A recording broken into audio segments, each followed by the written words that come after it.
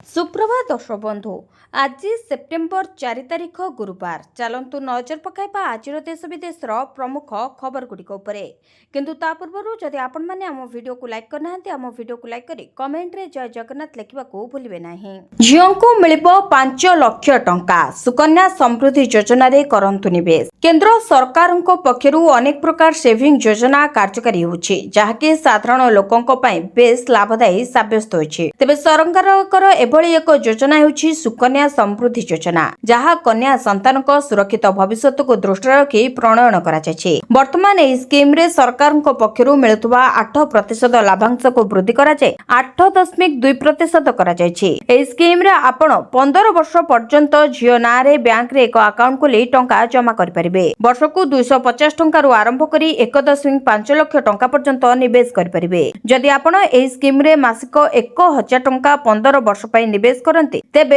2,20,000 जमा करी 21 वर्ष पर आपण 5 लाख टंका पर्यंत पाई परिबे। नवेम्बर मासरू आरंभ हेबाकू जाउछि पीएम आवास योजना बंटन प्रक्रिया। पर्याय क्रमे आवास घर देबे केंद्र सरकार। प्रधानमंत्री नरेंद्र मोदी जन्मदिन उपलक्षे दियाजिबो पीएम आवास पक्का घर आउ किछि दिन भितरे लिस्ट कराजिबो। तेबे आसंतु जानिबा केउ मानकु मिलिबो एही घर। प्रधानमंत्री आवास योजना रे घर खंडे पाइबाकू अपेक्षा करथिबा लक्ष लक्ष गरीब परिवार आसिला खुशी खबर। नवेम्बर मासरू आरंभ होबो पीएम आवास योजना बंटन प्रक्रिया। पर्याय क्रमे दियाजिबो आवास घर। भाग होइथिबा एवं भिन्नक्षम हिताधिकारी घर देबे सरकार। तेबे प्रधानमंत्री जन्मदिन अवसर रे अंत्योदय योजना रे हिताधिकारी घर बांटिबे सरकार। परे पर्याय क्रमे घर पाइबे समस्त हिताधिकारी। राशन कार्ड धारी आसिला खुशी खबर। एणिकी मासकू मिलिबो 1000 टंका जानंतु केमिति पाइबे। लोकंको सुविधा सरकार विभिन्न समय रे भिन्न भिन्न योजना कार्यकारी करुछन्ते जहा द्वारा कोटी कोटी लोके उपकृत हेउछन्ते।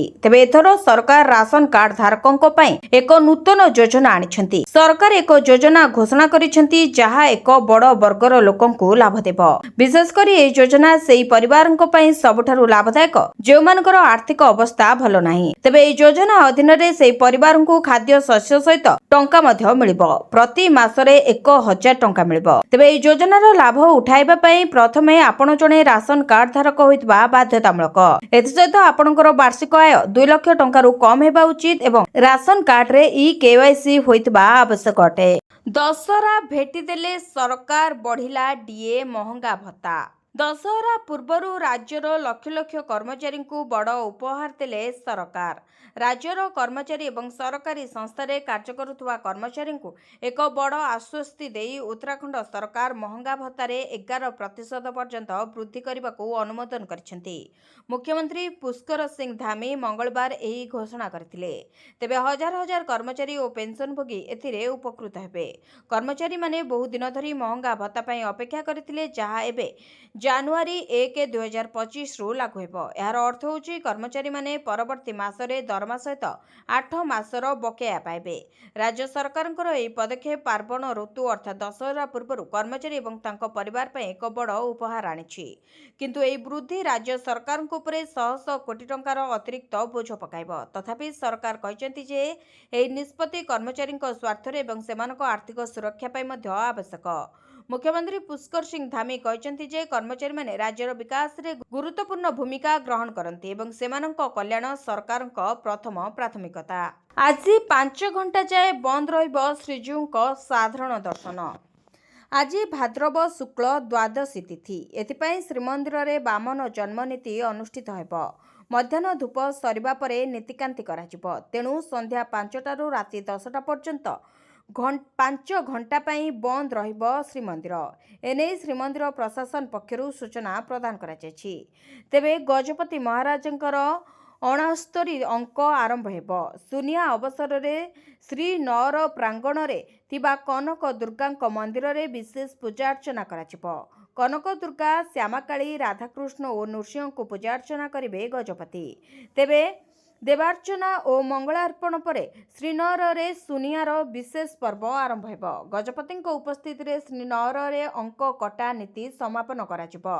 ए अवसर रे श्रीनगर पक्षरु नूतन अंक पई एक स्वर्ण मुद्रा प्रचलन कराजिबो। राजगुरुंक उपस्थिति रे बराह नृसिंह लक्ष्मी नृसिंह आदि देवादेवी चिन्ह थिबा मुद्रा को ନହରକରଣ ପ୍ରଚଳନ କରିବା ସହ ଗଜପତି ଏହାକୁ ଘୋଷଣା କରିବେ। ଶିକ୍ଷୟିତ୍ରୀଙ୍କ ମାଡ଼ରେ କୁନି ଝିଅର ଆଖି ନଷ୍ଟ। ଭୁବନେଶ୍ୱର ଡୁମଡୁମା ଫେଜ୍ 2ରେ ଥିବା ବିବେକାନନ୍ଦ ଶିକ୍ଷା କେନ୍ଦ୍ରରେ ଅଭାବନୀୟ ଘଟଣା। ମାଡ଼ ମାରି ଆଖି ନଷ୍ଟ କରିଦେଲେ ଶିକ୍ଷୟିତ୍ରୀ। ଜଣେ ଚତୁର୍ଥ ଶ୍ରେଣୀ ଛାତ୍ରୀଙ୍କୁ ମାଡ଼ ମାରି ଲହୁଲୁହାଣ କରିଛନ୍ତି ଶିକ୍ଷୟିତ୍ରୀ।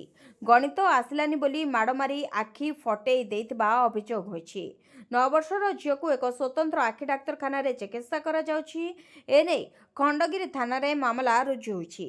ସେପଟେ ଏହି ଘଟଣାକୁ ନେଇ ପ୍ରତିକ୍ରିୟା ରଖିଛନ୍ତି ଶିକ୍ଷୟିତ୍ରୀ। କହିଛନ୍ତି ଘଟଣା ପାଇଁ ସେ ଦୁଃଖିତ ଅଟନ୍ତି। ନିଯୁକ୍ତି ପାଇବା ପରେ ପରିଚାଳନା କମିଟିର ପ୍ରଥମ ବୈଠକ ସହଜ ହେବ ଜଗାଦର୍ଶନ। ପ୍ରଥମ ଶ୍ରୀମନ୍ଦିର ପରିଚାଳନା କମିଟିରେ ଗଠିତ ହୋଇଛି 14 ସବ୍ କମିଟି। ବଡ଼ କଥା ହେଲା ପ୍ରଥମ ଥର ପାଇଁ ଶ୍ରୀମନ୍ଦିର ସୁରକ୍ଷାକୁ ନେଇ ସବ୍ କମିଟି ଗଠନ କରାଯାଇଛି। ପୂର୍ବତନ ସିଏଜି ଗିରୀଶ ମୁର୍ମୁଙ୍କୁ ସବ୍ କମିଟିରେ ଅଧ୍ୟକ୍ଷ କରାଯାଇଥିବା ବେଳେ ଜିଲ୍ଲାପାଳ ଏସ୍ପି ସେବାୟତ ସଦସ୍ୟ ରହିବେ। ଶ୍ରୀଜଗନ୍ନାଥ ମନ୍ଦିର ଆଇନରେ ସଂଶୋଧନ ପ୍ରସ୍ତାବ ପାଇଁ ଗଠିତ କମିଟିରେ ଶ୍ରୀମନ୍ଦିର ମୁଖ୍ୟ ପ୍ରଶାସକ ଅଧ୍ୟକ୍ଷ ରହିବେ। ତେବେ ଭୂ ସମ୍ପତ୍ତିର ସୁରକ୍ଷା ପାଇଁ ଓକିଲ ନିଯୁକ୍ତ ହେବେ। ପ୍ରାୟ ବର୍ଷେ ପରେ ପୁରୀରେ ବସିଛି ଶ୍ରୀମନ୍ଦିର ପରିଚାଳନା କମିଟି ବୈଠକ। ନାଟ ମଣ୍ଡପରେ ପ୍ରସ୍ତାବିତ ଧାଡ଼ି ଦର୍ଶନକୁ ଅନୁମୋଦନ ଦେଇଛି କମିଟି। ତେବେ ଧାଡ଼ି ଦର୍ଶନ ପାଇଁ ଗଠିତ ହୋଇଛି ସବ୍ କମିଟି। ଏହି ସବ୍ କମିଟି ଧାଡ଼ି ଦର୍ଶନ ବ୍ୟବସ୍ଥାର ସମୀକ୍ଷା କରିବେ। ପ୍ରଥମେ ପରୀକ୍ଷାମୂଳକ ଭାବରେ ଧାଡ଼ି ଦର୍ଶନ ବ୍ୟବସ୍ଥା ଲାଗୁ ହେବ। ନାଟ ମଣ୍ଡପରେ ଶୀତତାପ ନିୟନ୍ତ୍ରିତ ବ୍ୟବସ୍ଥା ପାଇଁ ମଧ୍ୟ ଏଏସ୍ଆଇ ଅନୁମତି ଦେଇଛି। ଏନେଇ ଖୁବ୍ ଶୀଘ୍ର ମାର୍ଗଦର୍ଶିକା ପ୍ରସ୍ତୁତ ହେବ। ସେହିଭଳି ଦିବ୍ୟାଙ୍ଗଙ୍କ ପାଇଁ ଉତ୍ତର ଦ୍ୱାରରେ ପ୍ରସ୍ତୁତ ହୋଇଛି ରାମ୍ପ। ନାଟ ମଣ୍ଡପ ଧାଡ଼ି ଦର୍ଶନରେ ଦିବ୍ୟାଙ୍ଗ, ବରିଷ୍ଠ ଶିଶୁ ମହିଳାଙ୍କ ପାଇଁ ରହିବ ସ୍ୱତନ୍ତ୍ର ବ୍ୟବସ୍ଥା। ପ୍ରଥମ ଶ୍ରୀମନ୍ଦିର ପରିଚାଳନା କମିଟିରେ ଗଠିତ ହୋଇଛି 14 ସବ୍ କମିଟି। ଇସ୍କନ ଅଦିନିଆ ରଥଯାତ୍ରା ପ୍ରତି କଡ଼ା ଆଭିମୁଖ୍ୟ ରଖିଛି ପରିଚାଳନା କମିଟି। ଏହାକୁ ବେଆଇନ ବୋଲି କହିବା ସହ ଆସନ୍ତା 6 ତାରିଖରେ ଗଜପତି ଶ୍ରୀମନ୍ଦିର ପ୍ରଶାସନର ଆଭିମୁଖ୍ୟ ରଖିବେ। ଅସରାଏ ବର୍ଷାରେ ବେହାଲ ସାରା ରାଜ୍ୟ। ଅସଜଡ଼ା ବ୍ୟବସ୍ଥା ଯୋଗୁଁ ସହରରେ କୃତ୍ରିମ ବନ୍ୟା। ଲଘୁଚାପ ଜନିତ ବର୍ଷା ଯୋଗୁଁ ରାଜ୍ୟରେ ବଡ଼ ବଡ଼ ସହରରେ କୃତ୍ରିମ ବନ୍ୟା ସ୍ଥିତି ସୃଷ୍ଟି ହୋଇଛି। ବର୍ଷା ଜଳ ନିଷ୍କାସନ ହୋଇନଥିବାରୁ ବାଲେଶ୍ୱରରେ ଲୋକେ ହନ୍ତସନ୍ତ ହେଉଛନ୍ତି। ଉବୁଟୁବୁ ସହରର ଅଧିକାଂଶ ଅଞ୍ଚଳ। ସହରର ନାଳ ସବୁ ଭର୍ତ୍ତି ହୋଇ ରାସ୍ତା ଉପରେ ପାଣି ଚାଲୁଛି। ହସ୍ପିଟାଲ ହେଉ କି ସ୍କୁଲ ଘର ସବୁଠି ପାଣି ପଶି ଯାଉଛି। ତେବେ ଡାକ ଅଫିସରେ ପାଣି ଜମି କାଗଜପତ୍ର ଓ ଟଙ୍କା ଓଦା ହୋଇଛି। ବାଲେଶ୍ୱର ନୂଆସାହି ଅଞ୍ଚଳରେ ରାସ୍ତା ଓ ଘରେ ଏବେ ବି 2 ଫୁଟର ପାଣି ଚାଲୁଛି। ଘରୁ ବାହାରିବାକୁ ହେଲେ ପାଣିରେ ପଶିବାକୁ ପଡୁଛି। ତେବେ ଯାଜପୁରରେ ପ୍ରବଳ ବର୍ଷା ଯୋଗୁଁ ପ୍ରସିଦ୍ଧ ବରାହ ମନ୍ଦିରର ଗର୍ଭଗୃହରେ ଲହଡ଼ି ଭାଙ୍ଗୁଛି ଆଣ୍ଠୁଏ ଉଚ୍ଚର ପାଣି। ଡ୍ରେନେଜ ସମସ୍ୟାର ସମାଧାନ ହେଉନଥିବାରୁ ବର୍ଷା ହେଲେ ଗର୍ଭଗୃହରେ ପାଣି ପଶୁଛି। ମନ୍ଦିର ଚାରିପଟେ ପାଣି ଜମି ରହୁଥିଲେ ମଧ୍ୟ ସମସ୍ୟାର ସମାଧାନ କରାଯାଉନଥିବା ଅଭିଯୋଗ କରିଛନ୍ତି ସେବାୟତ। ସେପଟେ ବର୍ଷା ଯୋଗୁଁ ପର୍ଯ୍ୟଟନ ସ୍ଥଳୀ କୋଣାର୍କରେ ପର୍ଯ୍ୟଟକଙ୍କୁ ହନ୍ତସନ୍ତ ହେବାକୁ ପଡୁଛି। ବର୍ଷା ଓ ବଜ୍ରପାତ ହେତୁ ପର୍ଯ୍ୟଟକମାନେ ପିଲାଛୁଆଙ୍କୁ ଧରି ଅତ୍ୟନ୍ତ ବିପଦପୂର୍ଣ୍ଣ ଭାବରେ ଗଛ ମୂଳରେ ଆଶ୍ରୟ ନେଉଥିବାର ଦୃଶ୍ୟ ସାମ୍ନାକୁ ଆସୁଛି। ତେବେ ସହରାଞ୍ଚଳରେ ବାରମ୍ବାର କୃତ୍ରିମ ବନ୍ୟା ହେଉଥିଲେ ବି ସ୍ଥାୟୀ ସମାଧାନ ଦିଗରେ ପଦକ୍ଷେପ ନିଆଯାଉନଥିବାରୁ ବର୍ଷା ହେଲେ ଏଭଳି ସମସ୍ୟା ଉପୁଜୁଥିବା ଜଣାପଡ଼ିଛି। ଉପରାଷ୍ଟ୍ରପତି ନିର୍ବାଚନରେ ଏନ୍ଡିଏ ପ୍ରାର୍ଥୀଙ୍କୁ ସମର୍ଥନ ଦେଇପାରେ ବିଜେଡି। ଉପରାଷ୍ଟ୍ରପତି ନିର୍ବାଚନକୁ ନେଇ ଆରମ୍ଭ ହେଲାଣି କାଉଣ୍ଟଡାଉନ୍। 9 ତାରିଖରେ ହେବ ଭୋଟ ଗ୍ରହଣ। ସଂଖ୍ୟା ଦୃଷ୍ଟିରୁ ଏନ୍ଡିଏ ପ୍ରାର୍ଥୀ ସିପି ରାଧାକ୍ରିଷ୍ଣନଙ୍କ ସହଜ ସ୍ଥିତିରେ ଅଛନ୍ତି। ହେଲେ ସମସ୍ତଙ୍କର ଆଖି ଏବେ ବିଜେଡି ଉପରେ। ପ୍ରାର୍ଥୀ ଘୋଷଣା ପରେ ଏଯାଏଁ ସମର୍ଥନ କାର୍ଡ ଖୋଲି ନାହାନ୍ତି ବିଜେଡି ସୁପ୍ରିମୋ। ହେଲେ ସାମ୍ପ୍ରତିକ ରାଜନୈତିକ ସ୍ଥିତି ଓ ପୂର୍ବ ଆଭିମୁଖ୍ୟକୁ ଦେଖିଲେ ଚର୍ଚ୍ଚା ହେଉଛି ଯେ ବିଜେଡି ଏନ୍ଡିଏ ପ୍ରାର୍ଥୀଙ୍କ ଆଡ଼କୁ ଢଳିପାରେ। ଉପରାଷ୍ଟ୍ରପତି ନିର୍ବାଚନକୁ ସପ୍ତାହେରୁ କମ୍ ସମୟ ରହିଥିବା ବେଳେ ଏବେ ଯାଏଁ ଦଳୀୟ ସାଂସଦଙ୍କୁ ଏକାଠି କରିନାହାନ୍ତି କି ବିଜେଡିର ସ୍ପଷ୍ଟ ଆଭିମୁଖ୍ୟ କ'ଣ ରହିବ ତାହା ସ୍ପଷ୍ଟ କରିନାହାନ୍ତି ନବୀନ ପଟ୍ଟନାୟକ। ୱାକଆଉଟ୍ରେ ଯେମିତି ସଂସଦୀୟ ଦଳ 2 ଭାଗ ହୋଇଯାଇଥିଲା ତାର ପୁନରାବୃତ୍ତି ନ ହେଉ ବୋଲି ଚାହୁଁଛନ୍ତି ଦଳର ଶୀର୍ଷ ନେତୃତ୍ୱ। ଅନ୍ୟପଟେ ଦଳୀୟ ସାଂସଦ କହିଛନ୍ତି ଓଡ଼ିଶାର ସ୍ୱାର୍ଥ ଦୃଷ୍ଟିରୁ ନିଷ୍ପତ୍ତି ନେବେ ନବୀନ। ଗତ 3 ଉପରାଷ୍ଟ୍ରପତି ନିର୍ବାଚନରେ ବିଜେଡିର ଆଭିମୁଖ୍ୟ ଅନେକ ସମୟରେ ଚକିତ କରିଛି। 2012ରେ ଭୋଟ ଦାନରୁ ବିରତ ରହିଥିଲା ଦଳ। ସେହିପରି 2017ରେ ଏନ୍ଡିଏ ବିରୋଧରେ ଯାଇଥିଲା ବିଜେଡି। ସେହିପରି 2022ରେ ଏନ୍ଡିଏ ପ୍ରାର୍ଥୀ ଜଗଦୀପ ଧନଖଡ଼ଙ୍କୁ ଭୋଟ ଦେଇଥିଲା ବିଜେଡି। ହେଲେ ଏବେ ରାଜନୈତିକ ସ୍ଥିତି ଓ ପରିବେଶ ବିଜେଡି ପାଇଁ ଭିନ୍ନ ରହିଛି। ବିଧାନସଭା କମିଟି ଦେଲା ପ୍ରସ୍ତାବ, ପ୍ରତ୍ୟାହାର ହେବ ଶିକ୍ଷକ ବଦଳି ସୁପାରିଶ। जनप्रतिनिधि 15 जन शिक्षकों बदली करने सुपारिश को प्रत्याहार पर विधानसभा कमिटी प्रस्ताव देछि। विधानसभा कमिटी स्कूल और गणशिक्षा विभाग गत मे मासर निर्देश को विभिन्न आड़ू तर्जमा करिछि। कमिटी कहिछि एहा कार्यकारी हेबा द्वारा विधायकों समस्या सृष्टि होछि, तेणु पूर्व निष्पत्ति कार्यकारी करा जाऊ, अर्थात शिक्षकों बदली रे स्थानीय जनप्रतिनिधिंकर कौनसी भूमिका रहबो नाही। विधायक और सांसद निज निर्वाचन मंडलीर 15 जन शिक्षक शिक्षयित्री को बदली पर सुपारिश करिपारिबे बोली मे मासरे निर्देशनामा जारी करिथिला स्कूल और गणशिक्षा विभाग। मे मास 13 तारिख रे स्कूल और गणशिक्षा विभाग चिठी रे कुहा जायतिला जे विधायक और सांसद निज निर्वाचन मंडलीर 15 जन शिक्षक शिक्षयित्री को बदली पर सुपारिश करिपारिबे। शिक्षकों को ग्रामांचल सहरांचल को बदली पर सुपारिश करिपारिबे नाही। यह केवल निज जिला भितर सीमित हेबो बोली कहिथिले। तेबे सांसद माने निज निर्वाचन मंडली अंतर्गत अन्य ब्लॉक को बदली पर सुपारिश करिपारिबे। एभली निर्देशनामा परे शिक्षक बदली जनप्रतिनिधि जंजाल पलटिछि। काहा पई सुपारिश करिवे, काहाकू निराश करिवे, एभली द्वेधारे पड़िथिले विधायक और सांसद। तेबे सरकारक निर्देश परे दोछकिरे थिले शिक्षक। कमिब जीएसटी मिलिब आश्वस्ति। दिल्ली रे आरंभ हैला 2 दिनिया जीएसटी काउंसिलिंग बैठक। दिल्ली रे आरंभ हैला 2 दिनिया जीएसटी काउंसिल बैठक। केंद्र अर्थमंत्री निर्मला सीतारमण अध्यक्षतार बसिथिबा बैठक रे मध्यवित्त को आश्वस्ति देबाकू होई पारे बड़ निष्पत्ति, जार संकेत अगस्ट 15 रे दिल्ली लालकिल्ला देथिले प्रधानमंत्री नरेंद्र मोदी। दीपावली रे देशवासी को बड़ भेटी देबाकू मोदी देथिबा प्रतिश्रुति पूरण पई चालिछि एही मानस मंथन। चर्चा हेउछि 4टी स्लैब को कमाई 2टी स्लैब करिपारंती केंद्र सरकार। अधिकांश सामग्री को 5% और 18% स्लैब रे रखा जाय पारे। तेबे 28% उच्च टिकस स्लैब रे थिबा समस्त सामग्री को 18% को आनी पारंती सरकार। सेहिपरि किछि सामग्री उपर आदाय देउतबा 12% टिकस 5% को खसाई पारंती। हेले तंबाकू भली सामग्री उपर उच्च टिकस अर्थात 40% जीएसटी आदायर प्रस्ताव रही। जीएसटी दर कमिले मध्यवित्तंकर क्रय क्षमता बढ़िबो, किंतु केंद्र सरकारंकर प्राय 50,000 कोटीर राजस्व हानि हेबो बोली आकलन करा जाउछि। आसिला पार्वण, सतर्क हैला पुलिस। भिड़ नियंत्रण एवं अपराधींक उपरे एआई रो तीक्ष्ण नजर। दुर्गा पूजा को शांति श्रृंखलार सह सारिबा लगी कमिशनरेट पुलिस रो ब्लूप्रिंट। अपराधींक उपरे नजर रखिबो एआई कैमेरा। निशामुक्त हेबो भसाणी, बाजिबनी डीजे। मेडलोडी रे अशालीन उपरे लागिबो रोक। चलित वर्षर दुर्गापूजा को शांति श्रृंखलार सह सारिबाकू लक्ष्य रखिछि कमिशनरेट पुलिस। प्रस्तुत करिछि ब्लूप्रिंट। बिना डीजे रे दुर्गापूजा भसाणी करबाकू कड़ा निर्देश देछि पुलिस। भिड़ नियंत्रण एवं अपराधींक उपरे तीक्ष्ण नजर रखिबाकू विभिन्न स्थान रे लागिबो एआई कैमेरा। जोर जबरदस्ती चांदा आदाय करिपारिबेनी पूजा कमिटीर सदस्य माने। तेबे पुलिस रो गाइडलाइन को स्वागत करिसेंती विभिन्न पूजा कमिटी। तेबे गणेश पूजा भसाणी रे खुलमखुला डीजे बाजिथिबा बेले दुर्गापूजा रे नियम को केते दूर मानुछंती पूजा कमिटी, ताहा उपरे एक बड़ प्रश्नवाची सृष्टि होइछि। तेबे चलित थर दुर्गापूजा रे प्रथम करी खोलिबो हेल्प डेस्क। आउ जो माने नियम पालन करिवे सेमानकू पुलिस सम्मानित करबाकू भी लक्ष्य रखिछि। पूर्ण अनुदान दाबी रे 17 दिन हेबो धारणा रे बेसरकारी अध्यापक। सारा राज्य रे पूर्ण अनुदान दाबी रे धारणा रे अध्यापक दीर्घ 17 दिन धरी अध्यापक अध्यापिका धारणा रे बसिथिबारु पाठपढ़ा प्रभावित होइछि। ओडिशा राज्य बेसरकारी अध्यापक कर्मचारी संघ डाकरा रे 2008 और 2018 पर्यंत अध्यापक और कर्मचारी को पूर्ण अनुदान प्रदान करने को दाबी करा जाउछि। एपरिकी कर्मचारी माने मध्य एही बंद डाकरा रे सामिल होइथिबारु पाठपढ़ा सह अन्यान्य कार्य मध्य प्रभावित होइछि। 13 मास मध्य रे संघ मुख्यमंत्री अभियोग शुणाणी को 12 थर जाए मुख्यमंत्री को प्रत्यक्ष साक्षात करी दाबीपत्र देवा सह दस्तखत अभियान रे दस्तखत संबलित दाबीपत्र मुख्यमंत्री को प्रदान करछन्ति। मात्र सरकार कौनसी पदक्षेप न नेबारु संघर निष्पत्ति क्रमे अनिर्दिष्ट काल पर्यंत कार्य बंद आंदोलन रे बसिछन्ति अध्यापक। मुख्यमंत्री जोगींक बड़ निष्पत्ति, पीएफ एवं दरमारे बड़ परिवर्तन। उत्तर प्रदेश मुख्यमंत्री योगी आदित्यनाथ राज्यर आउटसोर्स कर्मचारी एक बड़ निष्पत्ति नेइछन्ति। एही निष्पत्ति अनुसार आउटसोर्स कर्मचारी पीएफ एवं दरमा सहित अन्यान्य ଅନେକ ଜିନିଷରେ ପରିବର୍ତ୍ତନ କରାଯିବ। ଏହି ପଦକ୍ଷେପ କର୍ମଚାରୀଙ୍କ ସ୍ୱାର୍ଥ ରକ୍ଷା କରିବା ଏବଂ ସେମାନଙ୍କୁ ସାମାଜିକ ସୁରକ୍ଷା ଯୋଗାଇବା ପାଇଁ ଉଦ୍ଦିଷ୍ଟ ହେବ। ତେବେ ଆଉଟସୋର୍ସ କର୍ମଚାରୀଙ୍କ ପାଇଁ UP outsource service corporation limited ଗଠନ କରାଯିବ। ଏହି ପବ୍ଲିକ୍ ଲିମିଟେଡ୍ କମ୍ପାନୀ ଆଇନ 2013ର ଧାରା 8 ଅନୁଯାୟୀ ଏକ ଅଣ-ଲାଭକାରୀ ଭିତ୍ତିରେ ପରିଚାଳିତ ହେବ। ଏହି ନିଷ୍ପତ୍ତି କେବଳ ରାଜ୍ୟରେ କାମ କରୁଥିବା ଲକ୍ଷ ଲକ୍ଷ ଆଉଟସୋର୍ସିଂ କର୍ମଚାରୀଙ୍କୁ ସିଧାସଳଖ ଲାଭ ଦେବ ନାହିଁ, ବରଂ ଦୀର୍ଘ ସମୟ ଧରି ବିଭାଗଗୁଡ଼ିକରେ ଚାଲିଥିବା ଅନିୟମିତତା ଏବଂ ମଧ୍ୟସ୍ଥି ସଂସ୍କୃତିକୁ ମଧ୍ୟ ରୋକିବାରେ ସାହାଯ୍ୟ କରିବ। ମୁଖ୍ୟମନ୍ତ୍ରୀଙ୍କ କାର୍ଯ୍ୟାଳୟ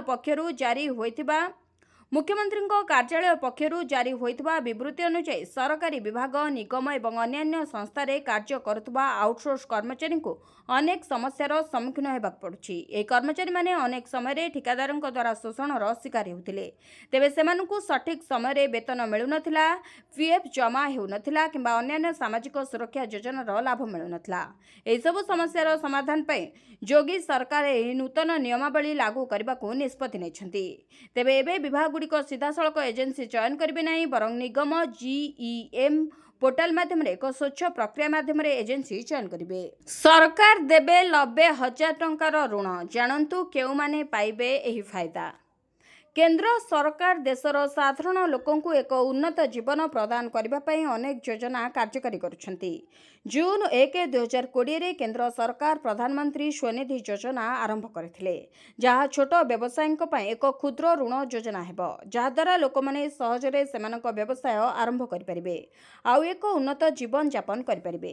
ତେବେ ଏହି ଯୋଜନା ଅଧୀନରେ ପୂର୍ବରୁ ହିତାଧିକାରୀଙ୍କୁ କୌଣସି ସୁରକ୍ଷା ବା ଗ୍ୟାରେଣ୍ଟି ବିନା 80,000 ଟଙ୍କା ପର୍ଯ୍ୟନ୍ତ ଋଣ ଦିଆଯାଉଥିଲା, ଯାହାକୁ ବର୍ତ୍ତମାନ ବୃଦ୍ଧି କରାଯାଇ 90,000 ଟଙ୍କାକୁ କରାଯାଇଛି।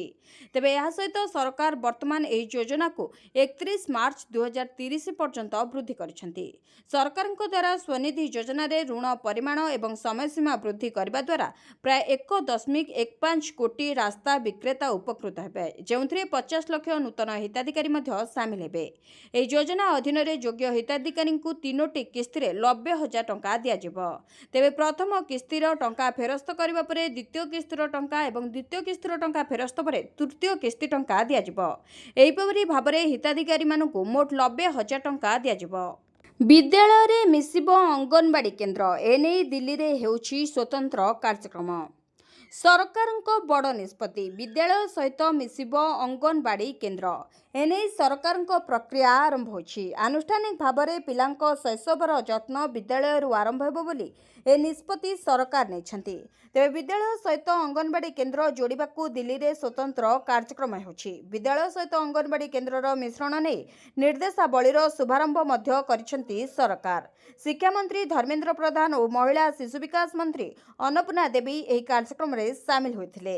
କଂଗ୍ରେସର ହାତ ଧରିବେ ବରିଷ୍ଠ ବିଜେଡି ନେତା ଭୂପିନ୍ଦର ସିଂ, ଦେଲେ ବିସ୍ଫୋରକ ବୟାନ।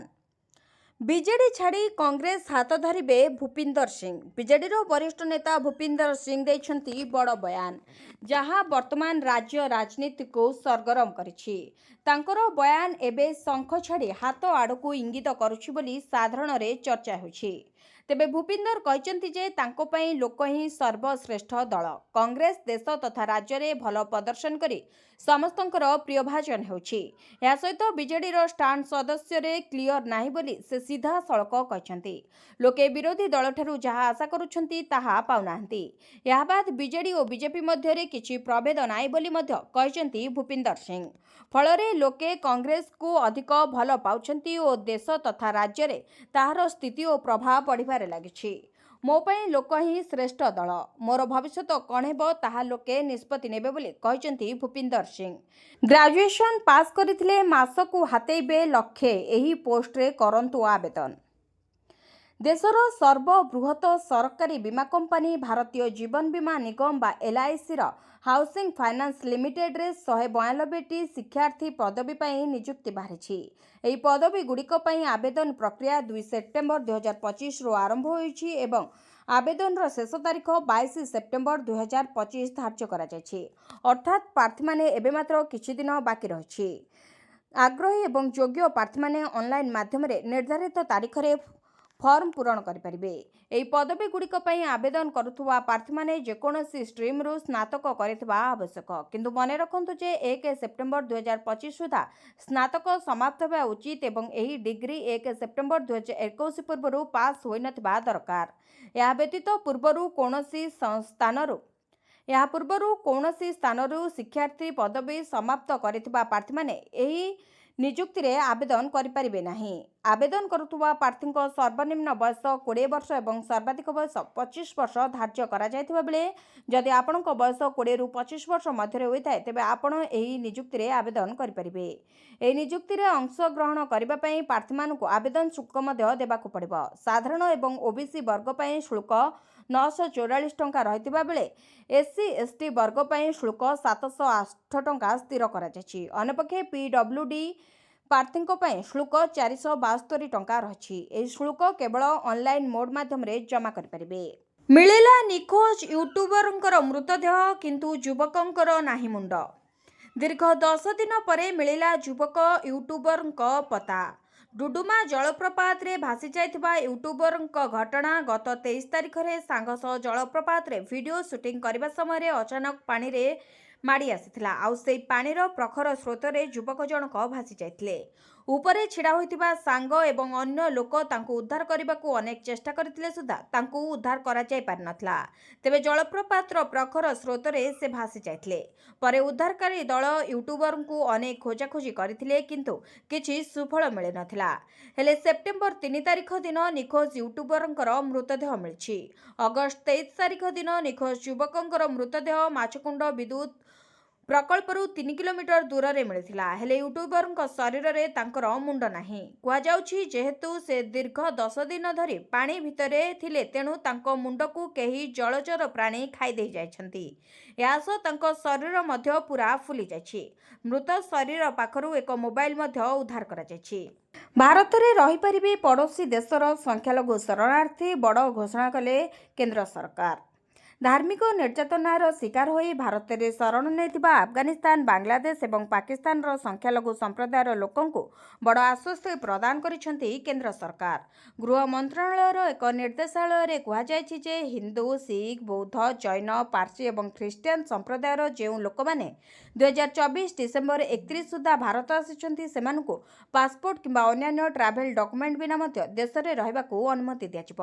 କେନ୍ଦ୍ର ସରକାର ଏହି ଆଦେଶ ଇମିଗ୍ରେସନ ଏବଂ ଫରେନର୍ସ ଆକ୍ଟ 2025 ଅନୁଯାୟୀ ଜାରି କରିଛନ୍ତି।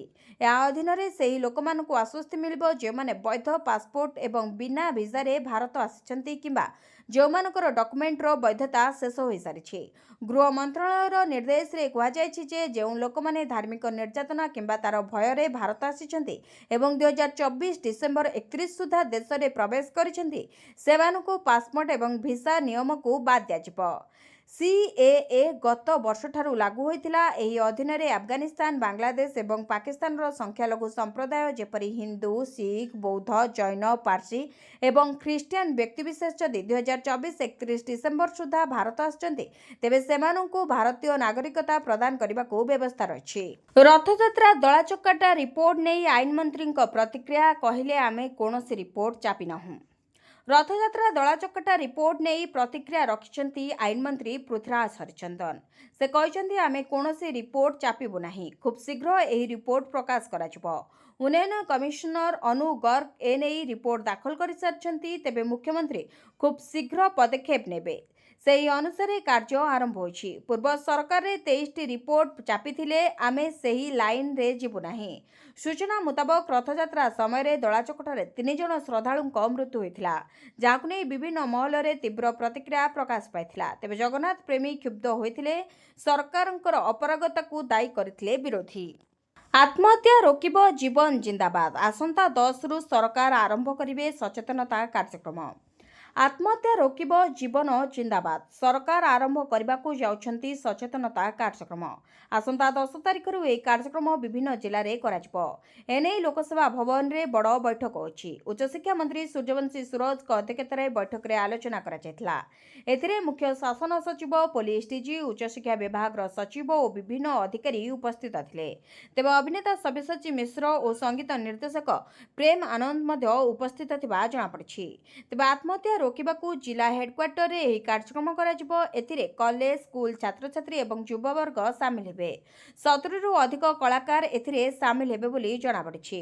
तेबे महिला शिशु विकास विभाग गृह और उच्च शिक्षा विभाग पक्षरु आयोजित हेबो एही सचेतनता कार्यक्रम।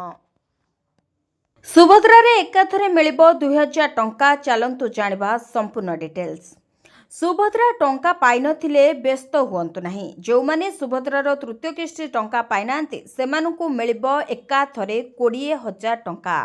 तेबे केमिति मिलिबो चलंतु जानिबा। सुभद्रार तृतीय किस्तीर टंका राखी पूर्णिमा दिन किछि महिलांकु मिलिथिबा बेले आउ किछि महिलांकु एपर्यंत सुभद्रा टंका मिले नाही। याकु नै चिंतारे अछंती लक्ष लक्ष हिताधिकारी। तेबे चिंता करिवार वर्तमान कोनोसी आवश्यकता नाही, कारण पुणी थरे खोलिबो सुभद्रा पोर्टाल। जदि आपण माने योग्य हिताधिकारी होइतिबे एवं सुभद्रा टंका पाइबारु वंचित अछंती तेबे आपण सुभद्रा पोर्टाल माध्यम रे अप्लाई करि परिबे एवं सीधा सड़क 20,000 टंका पाइ परिबे। एवं जे मानकु 21 वर्ष बयस होई गलानी सेमाने मध्य सेमानकर उपयुक्त प्रमाणपत्र देई सुभद्रा पोर्टाल रे अप्लाई करी लाभ उठाई परिबे। चाषींकु मिलिबो पुणी 2000 टंका। चलंतु जानिबा संपूर्ण खबर। पुणी मिलिबो पीएम किसान रो 21तम किस्ती। तेबे एही टंका केबे ओ केमिति मिलिबो आसंतु जानिबा। एही किछि दिन हेबो पीएम किसान रो 20तम किस्ती समस्त योग्य हिताधिकारी चाषींको खाता को आसीछि।